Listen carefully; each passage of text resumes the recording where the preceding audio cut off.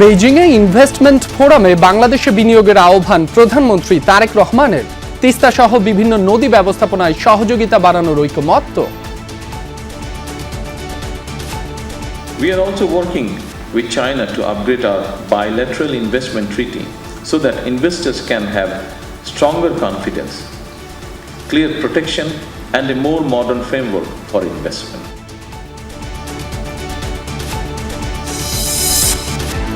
শক্তিশালী জোড়া ভূমিকম্পে বিপর্যস্ত ভেনেজুয়েলা, চলছে উদ্ধার অভিযান।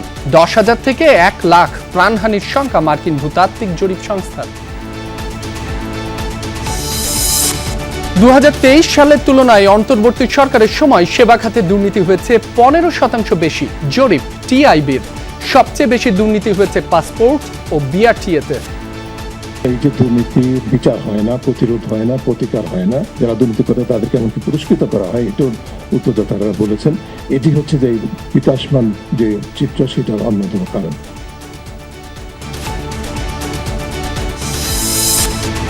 আওয়ামী লীগ নেতা সুরঞ্জিত সেনগুপ্ত হত্যা চেষ্টা মামলায় মন্ত্রী আরিফুল, হুইপ গৌস ও লুৎফুজ্জামান বাবর সহ 9 জনকে খালাস, একজনের মৃত্যুদণ্ড। লক্ষ্মীপুরের শিশু ও নারী সহ একই পরিবারের 3 জনকে কুপিয়ে হত্যা, একজন গুরুতর আহত। সন্দেহভাজন একজনকে আটক করেছে পুলিশ।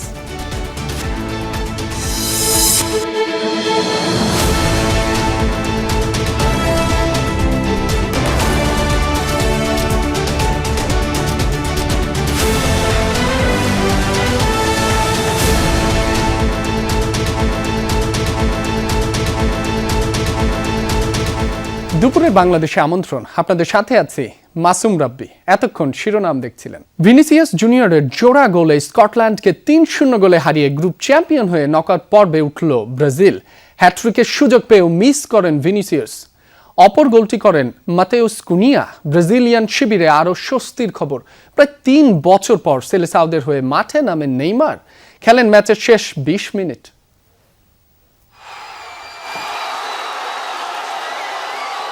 ম্যাচের 76 মিনিট সমর্থকদের ধৈর্যের চূড়ান্ত পরীক্ষা শেষে প্রায় 3 বছরের বিরতি কাটিয়ে ব্রাজিলিয়ান জার্সিতে দেখা দিলেন নেইমার। মায়ামির হার্ড রক স্টেডিয়ামে ততক্ষণে অবশ্য লেখা হয়ে গেছে ম্যাচের চিত্রনাট্য, যে গল্পের নায়ক নেইমার নন, ভিনিসিয়াস জুনিয়র।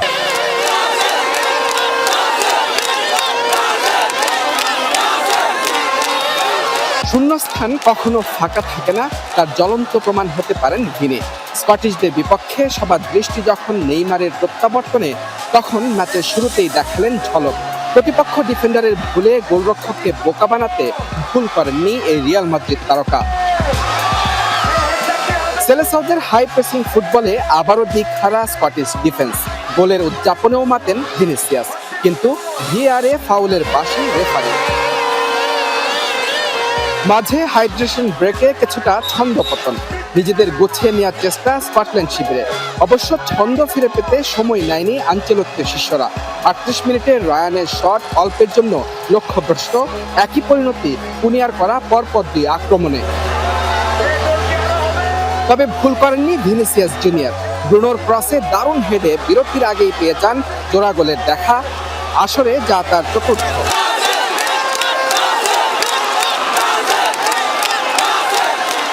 বিরতির পর হ্যাট্রিক পূরণ করার সহজ সুযোগ নষ্ট করেন ভিনিসিয়াস।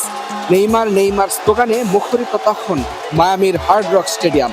কিন্তু মন গলেনি আনচেলত্তির, আস্থা রাখেন কুনিয়াতেই, যার প্রতিদানে ব্রাজিলের 3য় গোলে নাম লেখালেন আগের ম্যাচে জোড়া গোল করা কুনিয়া। মাঝে গোল পরিশোধে স্কটল্যান্ড বেশ কিছু আক্রমণ করলেও সেলেসাওদের জমাট রক্ষণ ভাঙা সম্ভব হয়নি। অবশেষে অপেক্ষা ফুরোয় নেইমার ভক্তদের। প্রত্যাবর্তনের ম্যাচে হয়ে থাকলেন পার্শ্ব চরিত্র। ম্যাচের বাকিটা সময়ে বেশ কয়েকবার লিড বাড়ানোর সঙ্গে বিশ্বকাপে নিজের প্রথম হ্যাট্রিকের সুযোগ মিস করেছেন ভিনিসিয়াস জুনিয়র। জোড়া গোলে নেইমারের প্রত্যাবর্তন ম্যাচ রাঙালেন ভিনিসিয়াস জুনিয়র। বড় জয়ে গ্রুপ চ্যাম্পিয়ন হয়ে রাউন্ড অফ 32 এখন ব্রাজিল। অপর ম্যাচে মরক্কো হাইতিকে 4-2 ব্যবধানে হারালেও গোল ব্যবধানে পিছিয়ে থেকে গ্রুপ রানার্স আপ হয়ে নকআউট পর্বে অ্যাটলাস লায়ন্সরা।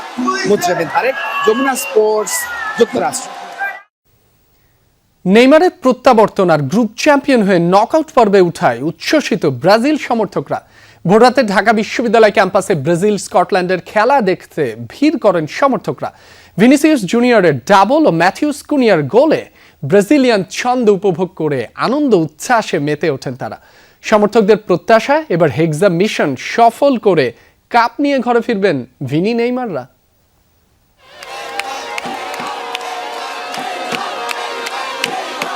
ব্রাজিল স্কটল্যান্ড ম্যাচ দেখতে ভোররাত থেকেই ঢাকা বিশ্ববিদ্যালয় ক্যাম্পাসে জড়ো হন শত শত সমর্থক। খেলা শুরুর আগেই টিএসসি ও মহসিন হল খেলার মাঠ যেন পরিণত হয় ছোট্ট এক ব্রাজিলে।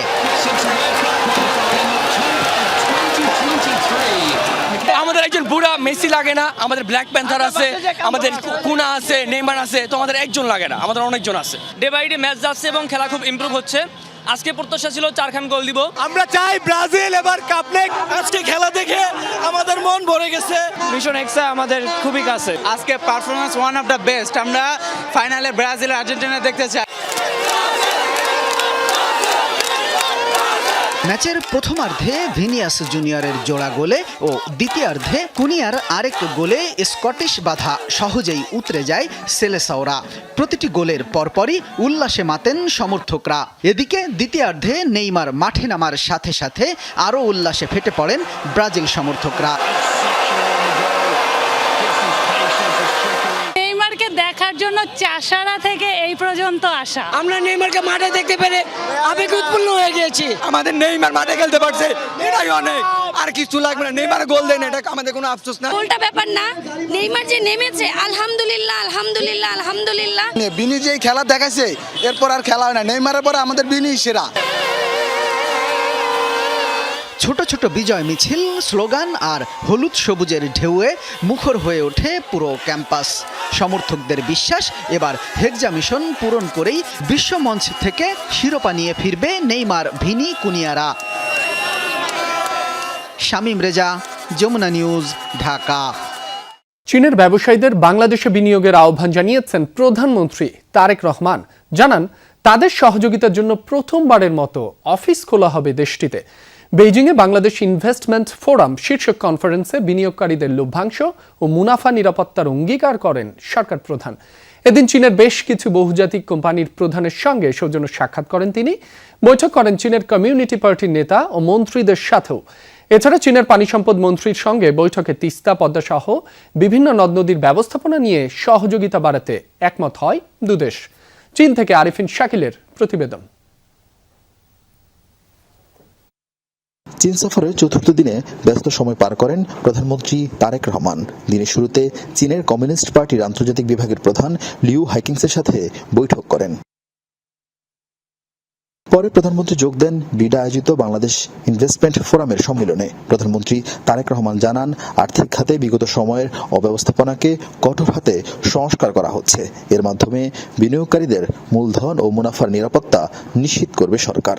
We are also working with China to upgrade our bilateral investment treaty so that investors can have stronger confidence, clear protection, and a more modern framework for investment. All these initiatives have one purpose: to ensure the investor and businesses can land in Bangladesh with greater ease, confidence, and clarity. বিনিয়োগকারীদের সমস্যা নিরসনে চীনে একটি বিনিয়োগ কার্যালয় খোলার প্রতিশ্রুতি দেন প্রধানমন্ত্রী।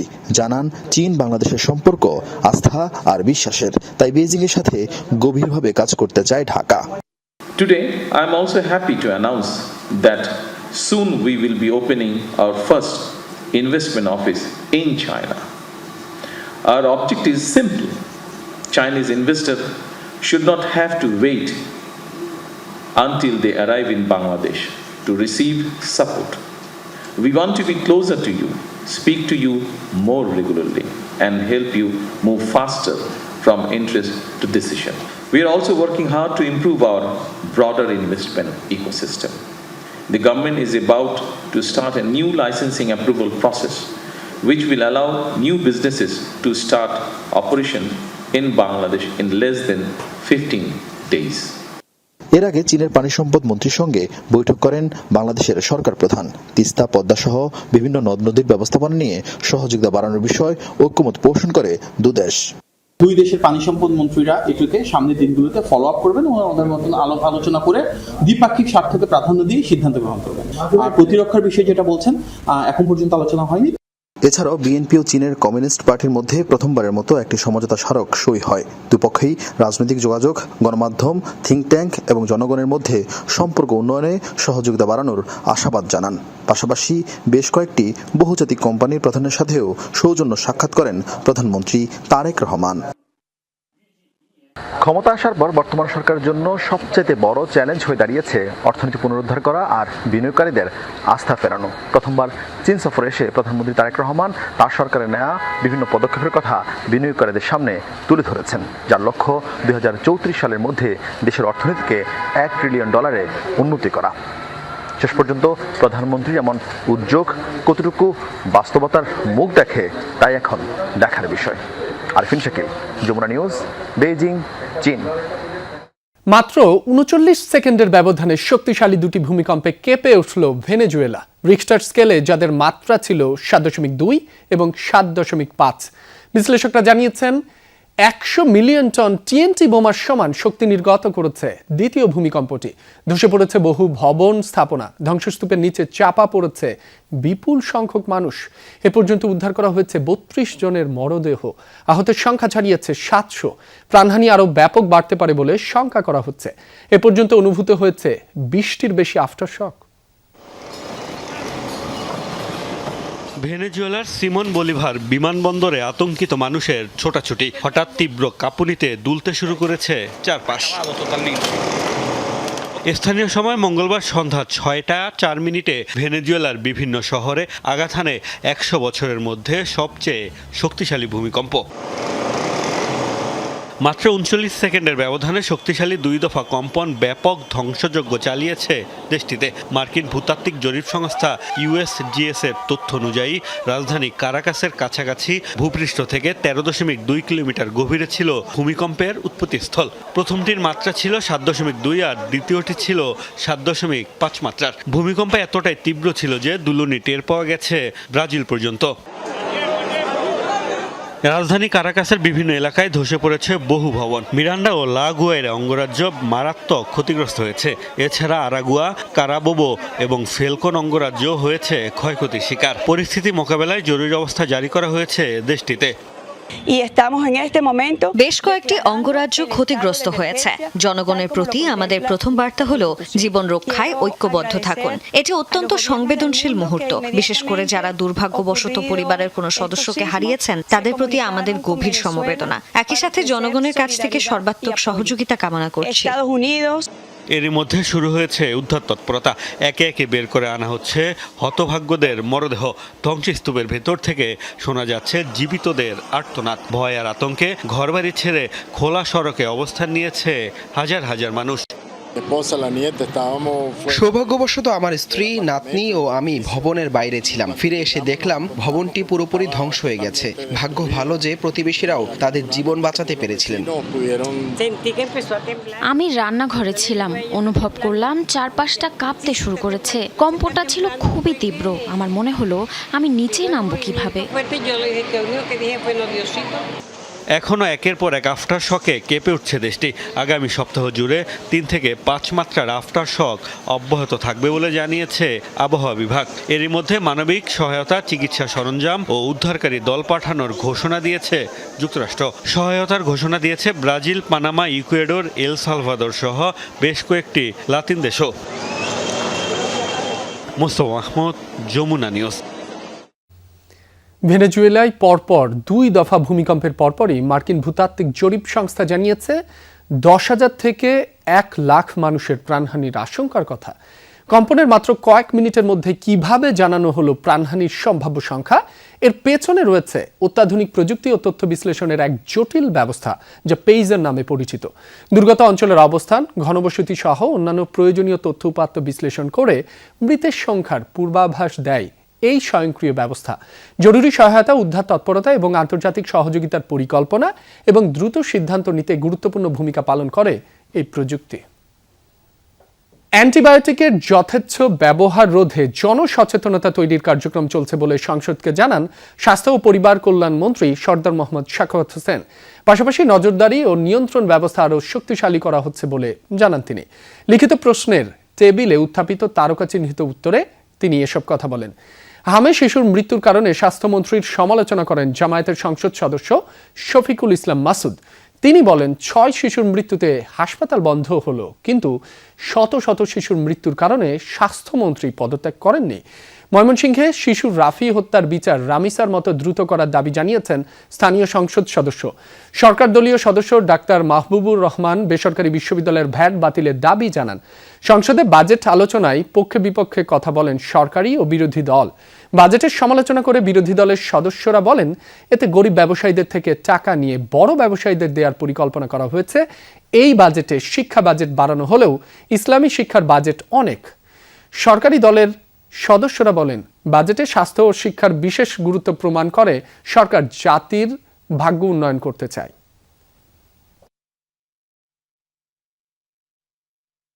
বড় বড় ঋণ খেলাপিদেরকে ছাড় দিয়ে এই ক্ষুদ্র ব্যবসায়ীদের উপরে যদি করের বোঝা চাপিয়ে দেওয়া হয়, সেটা কতটুকু সুফল দিতে পারবে জাতি সেটা জানতে চায়। প্রাইভেট ইউনিভার্সিটির ট্যাক্সেশন, আমি অনুরোধ করব আমাদের সরকারকে যে ওনারা এই ট্যাক্স জিনিসগুলা না রেখে ট্রাস্টি বোর্ডকে ট্যাক্সের আওতা থেকে বাইরে রাখবে। জুলাই তো বিক্রি করার বিষয় না, যারা জুলাই চেতনা বিক্রি করেন তাদের প্রতি একটি অনুরোধ জানাবো, অনেকেই রিকশায় চড়তেন, এখন প্রাডো গাড়িতে চড়েন। 2023 সালের রাজনৈতিক সময়ের চেয়ে 25 সালে অন্তর্বর্তী সরকারের সময় সেবা খাতে দুর্নীতি হয়েছে 15% বেশি। এমন তথ্য উঠে এসেছে ট্রান্সপারেন্সি ইন্টারন্যাশনাল বাংলাদেশ TIBর এক জরিপে। সকালে রাজধানীর ধানমন্ডিতে জাতীয় খানা জরিপ 2025-এর চূড়ান্ত ফল প্রকাশ করে প্রতিষ্ঠানটি। নভেম্বর 2024 থেকে অক্টোবর 2025 পর্যন্ত চালানো হয় এই জরিপ। এতে উঠে আসে অন্তর্বর্তীকালীন সরকারের সময় 2025 সালে সেবা খাতে 12,633 কোটি টাকা ঘুষ নেওয়া হয়েছে, যা 2023 তুলনায় 15.9% বেশি। সবচেয়ে বেশি দুর্নীতি হয়েছে পাসপোর্ট ও BRTA সেবায়। এক্ষেত্রে দুর্নীতিতে জড়িতদের আইনের আওতায় আনার পাশাপাশি সেবাদাতাদের জন্য আচরণবিধি প্রণয়নের সুপারিশ করেছে TIB। আমরা মনে করি যে এটি একটা ধারাবাহিকতা। এই যে দুর্নীতির বিচার হয় না, প্রতিরোধ হয় না, প্রতিকার হয় না, যারা দুর্নীতি করে তাদেরকে এমনকি পুরস্কৃত করা হয়, এটাও উত্তরদাতারা বলেছেন। এটি হচ্ছে যে বিকাশমান যে চিত্র, সেটার অন্যতম কারণ। এবং সেই ক্ষেত্রেও অন্তর্বর্তী সরকারের সময় যে খুব একটা উল্লেখযোগ্য উদ্যোগ নেওয়া হয়েছে, সেটা বা উল্লেখযোগ্য সাফল্য অর্জন করা হয়েছে বা করা গেছে, সেটা কিন্তু বলার মতো সুযোগ নেই, এবং এই জরিপ সেটাই প্রমাণ করছে। সাবেক মন্ত্রী ও আওয়ামী লীগ নেতা সুরঞ্জিত সেনগুপ্ত হত্যা চেষ্টা মামলায় প্রবাসী কল্যাণ মন্ত্রী আরিফুল হক চৌধুরী, সরকার দলীয় হুইপ GK গাউস ও সাবেক স্বরাষ্ট্র প্রতিমন্ত্রী লুৎফুজ্জামান বাবর সহ 9 জনকে খালাস দিয়েছেন আদালত। মৃত্যুদণ্ড দেওয়া হয়েছে 1 জনকে। দুপুরে সিলেটের দ্রুত বিচার ট্রাইব্যুনালের বিচারক স্বপন কুমার সরকার এই রায় ঘোষণা করেন। এর আগে সকালে আদালতে হাজির হন আরিফুল হক চৌধুরী, লুৎফুজ্জামান বাবর সহ কয়েকজন। 2004 সালের 21 জুন সুরঞ্জিত সেনগুপ্তের নির্বাচনী এলাকা সুনামগঞ্জে দিরাই বাজারে একটি রাজনৈতিক সমাবেশে গ্রেনেড হামলা হয়। গ্রেনেড বিস্ফোরণে যুবলীগের এক কর্মী ঘটনাস্থলে নিহত হলেও অল্পের জন্য রক্ষা পান সুরঞ্জিত সেনগুপ্ত। ওই ঘটনায় দিরাই থানার তৎকালীন SI হেলাল উদ্দিন অজ্ঞাত ব্যক্তিদের আসামি করে মামলা করেন। 2020 সালের 22 অক্টোবর 2 মামলায় সাবেক স্বরাষ্ট্র প্রতিমন্ত্রী লুৎফুজ্জামান বাবর, তৎকালীন সিলেট সিটি মেয়র আরিফুল হক চৌধুরী, হবিগঞ্জ পৌরসভার সাবেক মেয়র GK গাউস সহ 10 জনকে আসামি করে অভিযোগ গঠন করা হয়। লক্ষ্মীপুরে মা ও 2 মেয়েকে কুপিয়ে হত্যা করা হয়েছে। গুরুতর আহত হয়েছেন আরেক মেয়ে। সকালে রায়পুর পৌর শহরের 3 নম্বর ওয়ার্ডের গাংপার এলাকায় এ ঘটনা ঘটে। নিহতরা হলেন শাহিনুর বেগম, তার মেয়ে সাইমা বেগম ও শিপা বেগম। আরেক মেয়ে ইকরা বেগমকে উন্নত চিকিৎসার জন্য ঢাকায় রেফার করা হয়েছে। হতাহতদের বাড়ি নোয়াখালীর সুবর্ণচরে বলে জানা গেছে। তারা রায়পুরের গাংপার এলাকায় ভাড়া বাসায় থাকতেন। এ ঘটনায় অন্তর মজুমদার নামে এক যুবককে পিটিয়ে পুলিশে দেয় এলাকাবাসী। তাকেও উন্নত চিকিৎসার জন্য ঢাকায় পাঠানো হয়েছে। কি কারণে হত্যার ঘটনা তা এখনো নিশ্চিত নয় পুলিশ। আগামী 28 জুন সারা দেশে ভিটামিন A+ ক্যাম্পেইনের প্রথম রাউন্ড হবে। একদিনে 2,40,00,000 শিশুকে vitamin A capsule A+ capsule খাওয়ানো হবে, এমনটাই জানিয়েছেন স্বাস্থ্য প্রতিমন্ত্রী ডক্টর এম.এ. মুহিত। সকালে সচিবালয়ে এক ব্রিফিংয়ে এসব কথা জানান তিনি। স্বাস্থ্য প্রতিমন্ত্রী বলেন, সকাল 8টা থেকে বিকাল 4টা পর্যন্ত 6 মাস থেকে 59 বয়সী শিশুদের একটি করে ক্যাপসুল খাওয়ানো হবে। সচিবালয়ে সংবাদ সম্মেলনে এসব তথ্য জানিয়েছেন স্বাস্থ্য প্রতিমন্ত্রী ডক্টর এম.এ. মুহিত। 6 থেকে 11 মাস বয়সী শিশুদের নীল রঙের ভিটামিন এ এবং 12 থেকে 59 মাস বয়সী শিশুদের লাল রঙের ভিটামিন এ ক্যাপসুল খাওয়ানো হবে। তিনি জানান, একদিনের ভিটামিন A+ ক্যাম্পেইনে যেসব শিশু বাদ পড়বে, পরের দিন উপজেলা স্বাস্থ্য কমপ্লেক্সে তাদের ক্যাপসুল খাওয়ানো হবে। আর দুর্গম অঞ্চলের শিশুদের 28 জুনের পর পরবর্তী 4 দিন টিকা খাওয়ানো হবে। ভিটামিন A+ ক্যাম্পেইনের দ্বিতীয় রাউন্ড হবে এবছরের ডিসেম্বর মাসে।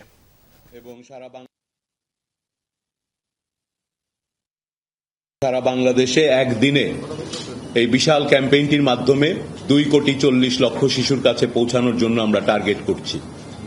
পাশাপাশি অল্প কিছু শিশু যদি ওই দিন কোনো কারণে বাদ যায়, তারপরের দিন সারা দেশের অধিকাংশ উপজেলাগুলোতে উপজেলা স্বাস্থ্য কমপ্লেক্সে সেই বাদ পড়া শিশুদেরকে আমরা নিয়ে এসে টিকা দিয়ে এটাকে সম্পন্ন করব। এই ছিল দুপুরের বাংলাদেশের এখনকার আয়োজনে। এতক্ষণ যারা সাথে ছিলেন সবাইকে ধন্যবাদ।